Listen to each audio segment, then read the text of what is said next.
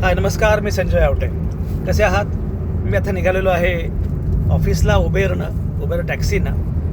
आणि ही Uber taxi ही खरंच खूप चांगली आहे. ड्रायव्हरही खूप चांगले आहेत, त्यामुळे त्यांच्याकडून मला काही अडचण आली नाही. सांगणं अत्यंत आवश्यक आहे आणि ते मला फार महत्त्वाचं वाटतं. तो मुद्दा असा की अलीकडच्या कालावधीमध्ये ओला उबर टॅक्सीनं प्रवास करणं हे फार त्रासदायक झालेलं आहे. खरं म्हणजे ओला उबेर हे उलटपक्षी फार कम्फर्टेबल माध्यम आहे.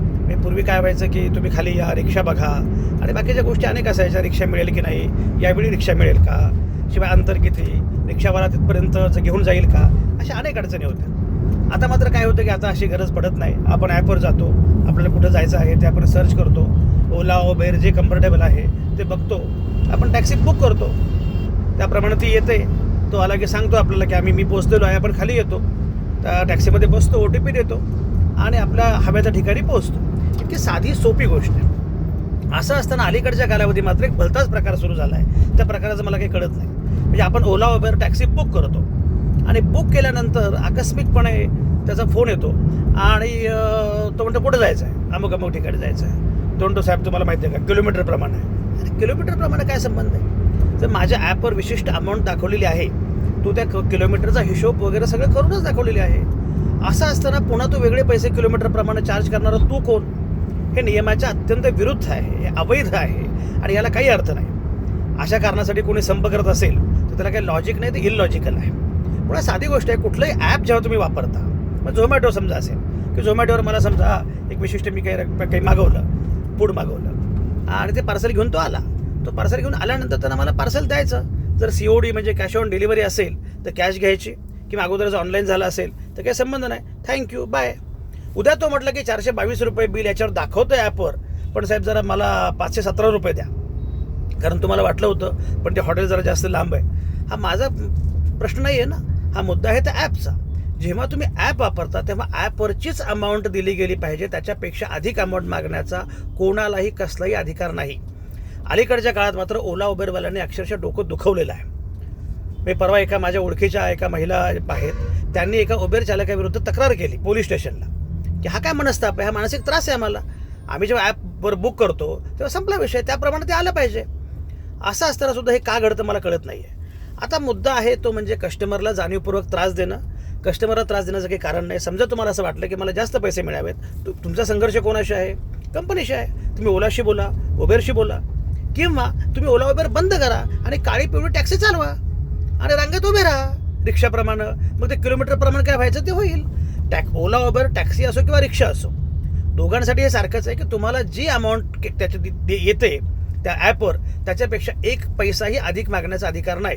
समजा त्या कस्टमरला वाटलं की तुम्हाला 50 रुपये टिप द्यायचे, 100 रुपये टिप द्यायचे, तो त्याचा अधिकार आहे. नाही द्यायची काही मुद्दा नाही आहे. पण जणू काही आपला हक्कच आहे अशा प्रकारे किलोमीटरनं जे काही मागितलं जातं आहे ते अत्यंत गैर आहे. मी म्हटल्याप्रमाणे तुम्हाला मागायचं असेल तुम्ही ओला उबेरशी बोला, तुम्ही परिवहन मंत्र्यांशी बोला, तुम्ही RTOशी बोला, तुम्ही बाकीच्या लोकांशी बोला.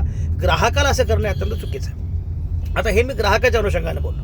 आता मी ओला उबेर चालकांच्या संदर्भात बोलतो, कारण माझे बरेच ओला उबेर चालक मित्र आहेत आणि अशी काही मंडळी आहेत की जी बऱ्यापैकी शिकलेली आहेत, पण तरी ओला उबेर चालवतात, पार्ट टाईम चालवतात, फुल टाईम चालवतात आणि छान. तुम्हाला सांगू का, युरोपमध्ये जेव्हा मी जातो, लंडनमध्ये, मी तुम्हाला सांगतो की 2 महिन्यांपूर्वी आम्ही लंडनमध्ये होतो, तर लंडनमध्ये टॅक्सी चालक अत्यंत छान, म्हणजे त्यांचे कपडे वगैरे बघून असं वाटतं की अरे म्हणजे आपल्यापेक्षा अधिक शिकलेला हाच असेल, आपल्यापेक्षा अधिक पगाराची नोकरी हाच करत असेल. आणि टॅक्सी कुठली असते, अगदी मर्सिडीज वगैरे. टॅक्सी चालवणं हा अत्यंत प्रतिष्ठेचा व्यवसाय आहे, त्यामध्ये काहीच गैर नाही आहे, कारण चांगले पैसे मिळतात, चांगले पैसे मिळायला हवेत. मलाही कळत नाही, मी या लोकांच्या बाजूने आता बोलतो. माझा एक ड्रायव्हर होता आणि त्याला ओला उबेर चालवायची होती. तो म्हटला सर मी तुमच्याकडे, मला कमी पैसे मिळतात, मला काहीतरी मदत करा. मी उलटपक्षी त्याला पैसे दिले आणि तो आता ओला उबेर चालवतो. मी तुम्हाला सांगतो, ज्या ड्रायव्हर्सना अक्षरशः काहीही पैसे मिळत नव्हते, अशा अनेक लोकांची 2-2, 3-3 वर्षांमध्ये घरं झालेली आहेत. म्हणजे ओला उबेरनं तुम्हाला उत्पन्नाचं खूप चांगलं साधन उपलब्ध करून दिलेलं आहे, चांगले पैसे तुम्हाला मिळतात. अनेक जणांनी 2-3 वर्षांमध्ये गाडी नील करून दुसरी गाडी घेतली. अनेकांचं खूप चांगलं चाललंय. अरे या देशामध्ये MSc PhD झालेल्या लोकांना सुद्धा 12,000 आणि 10,000 रुपयावर काम करावं लागतं, तासिका तत्वावर काम करावं लागतं, आणि तुम्हाला मात्र रोज 2, 3, 4 हजार रुपये मिळतात. असे काही ड्रायव्हर मला माहिती आहेत की एका गाडीवर चांगले कष्ट करून 50-60 हजार रुपये तर दरमहा सहजपणे मिळतात. तर 50-60 हजार रुपये तुम्हाला कोण देणार आहे महिन्याला पगार? तुमचं शिक्षण एवढं कमी आहे, पण एवढे चांगले पैसे मिळत आहेत. मला कळत नाही. मी तुम्हाला सांगू की त्यांना मी सावध करतोय. की तुम्ही हे उद्योग करून तुमचं जे काही सगळं अन्न आहे ना ते अन्न लाथाडत आहात. एक लक्षात घ्या, ठीक आहे, तुम्हाला ओला उबेरप्रमाणे काही वेळा कमी पैसे दाखवत असतील, पण काही वेळा जास्त पण पैसे दाखवले जातात. तर ते त्या वेळच्या ह्याच्याप्रमाणे दाखवतात, ते त्या वेळचं ट्रॅफिक, त्या वेळची अवस्था वगैरे. पण मुळामध्ये बहुतेक आपले ओला उबेर टॅक्सी चालक CNG वाले आहेत. CNGमध्ये पर किलोमीटर 4 रुपयाप्रमाणे साधारणपणे खर्च येतो. तुम्हाला 18 रुपये, 16 रुपये, 22 रुपये, 20 रुपये काय जे असतील ते पैसे त्यावेळी मिळतात. मला मान्य आहे तुम्हाला प्लॅटफॉर्म फी द्यावी लागते, 150 रुपये, अमुक तमुक कमिशन वगैरे, तरीसुद्धा तुम्हाला मिळणारे पैसे हे चांगले पैसे आहेत. म्हणजे मी तुम्हाला हे मुद्दाम ओला उबेर चालकांसाठी हे सांगतोय. ओला उबेर चालकांनो, तुम्ही असे उद्योग कराल तर लोक हळूहळू ओला उबेर बंद करतील. ज्याप्रमाणे पुण्यातले रिक्षावाले बदनाम झाले होते पूर्वी, नंतर ते बंद झालं, पण पूर्वी असं होतं भाडं नाकारणं, जाणीवपूर्वक फिरवणं, खूप पैसे घेणं. त्या प्रकारे आता ओला उबेर चालक बदनाम होत चाललेले आहेत. ओला उबेरमध्ये बसून जाणारे अनेक ग्राहक माझ्यासारखे, ज्यांच्याकडे स्वतःची गाडी असते, पण तरी कुठे गाडी काढायची, कुठे एवढा खर्च, एवढा त्रास सहन करायचा, पार्किंग नसतं, अनेक गोष्टी असतात. थोडा खर्च जास्त झाला तरी हरकत नाही. पण ओला उबेरमुळे काय होतं, मी माझं काम लॅपटॉपवर करू शकतो, मी माझे फोन करू शकतो. आता हा व्हिडिओ मी इथे बसूनच करतो आहे, माझं काम मी करू शकतो. शिवाय हा आहे, ड्रायव्हर आहे, तुम्हाला सोडतो, निघून जातो. पुन्हा ते गाडी बघा, सांभाळा, झंझट नाही, त्याला पैसे दिले, विषय संपला. त्यामुळे अनेक जण हे केवळ कम्फर्ट म्हणून ओला उबेरमधून प्रवास करत असतात. जर हा प्रकार फार वाढत गेला तर इथून पुढे लोक ओला उबेर टाळतील आणि त्यामुळे ओला उबेरचा बिझनेस कमी होत जाईल. मी तुम्हाला हे लिहून देतो, ओला उबेरच्या कुठल्याही चालकाला विचारा, हे किलोमीटरचं नाटक होण्यापूर्वी त्यांना अधिक पैसे मिळायचे दररोज. आता मात्र प्रत्येक ड्रायव्हरचे पैसे कमी झालेले आहेत, कारण कस्टमर कमी झालेला आहे, बाकीच्या अनेक गोष्टी वाढलेल्या आहेत. काही चालक असे आहेत की जे नाही, जे काही ॲपवर रक्कम येते ते आम्ही आकारणार असं शांतपणे म्हणतात, कुठलं विचारत नाही, काही नाही. पण बाकीचे मात्र तुम्ही बुक केलं की फोन करतात. काही तर बहादर असे आहेत, OTP टाकल्यानंतर सांगतात किलोमीटरप्रमाणे आहे. हा काय प्रकार आहे? त्यानंतर माणूस कुठलं शोधत बसणार? त्यामुळे हा अतिशय वेडेपणा आहे. हे ग्राहकांच्या पण विरोधी आहे, हे तुमच्याही विरोधी आहे.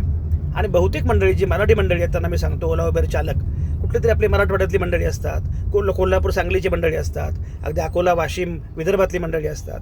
ती मंडळी इथे येतात, त्यांच्या गावामध्ये त्यांना पोटा पाण्याचं उत्पन्नाचं कुठलंही साधन नसतं, म्हणून बिचारे इथे येतात पोटासाठी. सगळेच आपण आलो आहे, मी पण त्यासाठीच आलो आहे, तुम्ही पण आलेले आहात. पोटा पाण्यासाठी आपण मोठ्या शहरांमध्ये येतो. आल्यानंतर आपल्याला चांगली संधी मिळाली, चांगले पैसे मिळाले, आपली स्वतःची गाडी झाली, AC आपण फिरतो आहोत, आपण आपले मालक आहोत, आपल्याला हवे तेवढा वेळ आपण काम करू शकतो, हवे तेवढे पैसे मिळवू शकतो. एवढी चांगली संधी आलेली असताना सुद्धा तुम्ही इतरांच्या नादी लागू नका, नको ते संप करत बसू नका. हे संप करण्यामध्ये नुकसान ग्राहकांचं आहे. आणि जर तुम्हाला संप करायचा असेल, काही बोलायचं असेल, तर तुम्ही ओला उबेर कंपनीच्या मालकांशी बोला. त्यांना सांगा की तुम्ही जे काय आत्ता अमाऊंट येते ते अमाऊंट तुम्ही वाढवा, ते वाढवतील. पण बाकी कोणाशी बोलण्याचं काही कारण नाही, कारण ॲपचा हा नियम आहे. जर हिंमत असेल तर ॲप बंद करा, आणि जमत नसेल तर मग ॲपवर जी अमाऊंट येईल तीच वापरा. जगाच्या पाठीवर कुठेही कुठल्याही ॲपवर जी अमाऊंट येते तीच देण्याची पद्धत आणि प्रथा आहे, तोच संकेत आहे. ॲपपेक्षा वेगळे किलोमीटरनं पैसे मागणं हे अवैध आहे, अनैतिक आहे, अन्यायकारक आहे. म्हणून माझी 2 आवाहनं आहेत. एक, ग्राहकांना की त्यांनी असे किलोमीटरप्रमाणे जे लोक करतायत त्यांची बुकिंग त्यांना सांगा, तू कॅन्सल कर, मला यायचं नाही तुझ्याबरोबर. अजिबात किलोमीटरप्रमाणे पैसे द्यायचे नाहीत म्हणजे नाहीत, पहिली गोष्ट. दुसरी गोष्ट, माझं आव्हान आहे ओला उबेर चालक मित्रांना, भावंडांनो, तुम्हाला खूप चांगले पैसे मिळत आहेत, 4 पैसे मिळत आहेत, पोटाला लागलेले आहात, चांगलं अन्न मिळतं आहे, हे अन्नाचं ताट लाथाडू नका. फक्त या अन्नामध्ये गुलाबजामुन नाही, ह्याच्यामध्ये काय रसमलाई नाही, अरे पण 4 भाकरी मिळते खायला पोटापाण्याला, ते नीटपणे खा, आपला संसार चालवा, आपलं कुटुंब चालवा. सगळंच बंद पडेल ना तेव्हा कळेल, जेव्हा रस्त्यावर याल. पूर्वी अवस्था काय होती, रेल्वे स्टेशनला रिक्षावाले उभे राहायचे. पूर्वी अवस्था काय होती, रेल्वे स्टेशनला रिक्षावाले उभे राहायचे आणि अक्षरशः ते उभे राहून बिचारे वाट बघत बसायचे. आणि जो येईल त्याची बॅग पकडून आमच्याबरोबर चला, आमच्याबरोबर चला, आमच्याबरोबर चला. काय अवस्था होती. आता चांगले दिवस आलेले आहेत. हे चांगले दिवस जरा छानपणे AC मस्त राहा, मजा करा, चांगले पैसे मिळवा, आनंदानं राहा, हा वेडेपणा करू नका. ठीक आहे, हे माझं तुम्हाला आवाहन आहे. धन्यवाद, थँक्यू.